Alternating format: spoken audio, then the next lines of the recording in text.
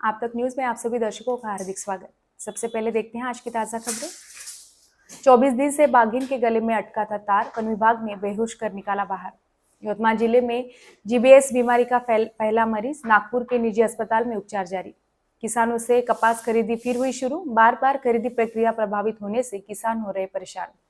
सोने मकान में लगाई सेंध, दोपहिया की टक्कर में राहगीर गंभीर और 3.5 लाख का गुटखा जब्त। अब देखते हैं समाचार विस्तार से। टिपेश्वर अभयारण्य में पीसी नामक बाघिन के गले में एक तार का फांस अटका हुआ नजर आया। 1 फरवरी को यहाँ पर गए एक पर्यटक ने जब उसका फोटो निकाला तब यह बात उसके ध्यान में आई, जिससे उसने इसकी शिकायत टिपेश्वर अभयारण्य के वन अधिकारियों से की थी। 2 फरवरी से इस बाघिन को ढूंढना शुरू हुआ। उसके लिए अमरावती प्रादेशिक वन विभाग के वन्यजीव दल को बुलाया गया था। 24 को इस बाघिन के गले में अटका हुआ तार निकाला गया। इसमें वन्यजीव दल को सफलता मिली। इसके लिए उन्होंने जंगल में 5 अधिकांश स्थानों पर ट्रैप कैमरे लगाए थे। इस ट्रैप कैमरे में भी उसके गले में बीचों बीच तार चुभा नजर आ रहा था। शीघ्र बचाव दल के अमोल गावनेर और उनके टीम में डॉक्टर रंजित रनाले की उपस्थिति में शाम 5:30 बजे के बाद पाटन बोरी वन परिक्षेत्र के पिलखान नियत क्षेत्र में बाघिन खड़ी नजर आई। इस समय उसे ट्रैकुलाइज किया गया, जिसके कुछ देर बाद वह बेहोश हुई। उसके बाद वन विभाग की टीम ने उसके गले का फांस और गले का अटका तार निकाल लिया। उसे आगामी उपचार के लिए एक पिंजरे में बंद किया गया है। इस बाघिन पर वह स्वस्थ होने तक उस पर जारी रहेगा। उपचार पूरा होने के बाद उसे टिपेश्वर अभयारण्य के प्राकृतिक अधिवास में छोड़ दिया जाएगा। गुइलेन-बैरे सिंड्रोम नामक बीमारी का संक्रमण वर्धा जिले में हुआ है। आष्टी तहसील निवासी 85 वर्षीय वृद्ध नागरिक इस बीमारी का संक्रमित पाए जाने पर नागपुर के निजी अस्पताल में उपचार किया जा रहा है। जिले में जीबीएस बीमारी का पहला मरीज पाए जाने के कारण स्वास्थ्य विभाग अलर्ट मोड पर आ गया है। जीबीएस यह दुर्लभ बीमारी है, लेकिन इसके योग्य कारण का अब तक पता नहीं चल सका है। कोरोना के बाद अब गुइलेन-बैरे सिंड्रोम नामक बीमारी फैल गई है। इसके कारण स्वास्थ्य विभाग अलर्ट मोड पर आ गया है।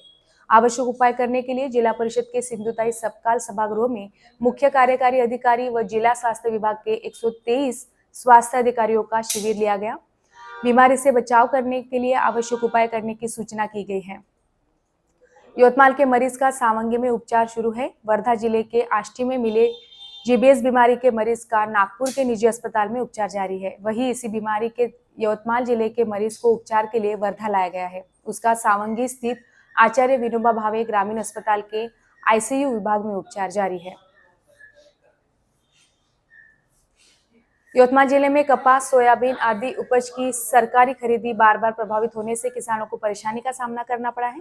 11 फरवरी को कपास की खरीदी के दौरान सीसीआई का सर्वर डाउन होने से खरीदी प्रक्रिया रोकनी पड़ी थी। उससे पहले जगह की कमी और अन्य कारणों के चलते खरीदी बंद थी। कुल मिलाकर अब फरवरी माह में 4 से 5 दिन ही कपास खरीदा जाएगा। इससे पहले जिले में सीसीआई के कुल 15 खरीदी केंद्र पर किसानों से 14,58,000 क्विंटल कपास खरीदी हो पाया है। सीसीआई का सर्वर एक समय में पूरे देश में संचालित होता है। 11 फरवरी को इसमें तकनीकी खराबी आने के चलते देश के महाराष्ट्र समेत विभिन्न राज्यों में कपास खरीदी प्रक्रिया प्रभावित हुई, जिसके बाद सोमवार से यह प्रक्रिया पहले की तरह सुचारू रूप होने की जानकारी सीसीआई के अधिकारियों ने दी है। अब वक्त है छोटे से ब्रेक का, देखते रहिए आप तक न्यूज। जुल्म के खिलाफ इंसाफ की गुहार लगा रहे मजलूमों की पहुंचाने आवाज आ रहे हैं आप तक। शहर की हर हरकत पर नजर है। अगर भ्रष्टाचार को उजागर करने की आप में हिम्मत है तो आ रहे हैं आप तक। हॉस्पिटल, गांव हो या जंगल, स्कूल हो या कॉलेज, या फिर हो पुलिस स्टेशन, तहसील हो या कलेक्टर ऑफिस, और फिर क्यों ना हो नगर परिषद, सभी की है आज की आवाज। मुझे इंसाफ चाहिए तो आ रहे हैं हम आप तक न्यूज यवतमाल, बोरुंडिया कॉम्प्लेक्स, विवेकानंद विद्यालय के पास यवतमाल। समाचार एवं विज्ञापन के लिए इन नंबरों पर संपर्क करें। 9850353756।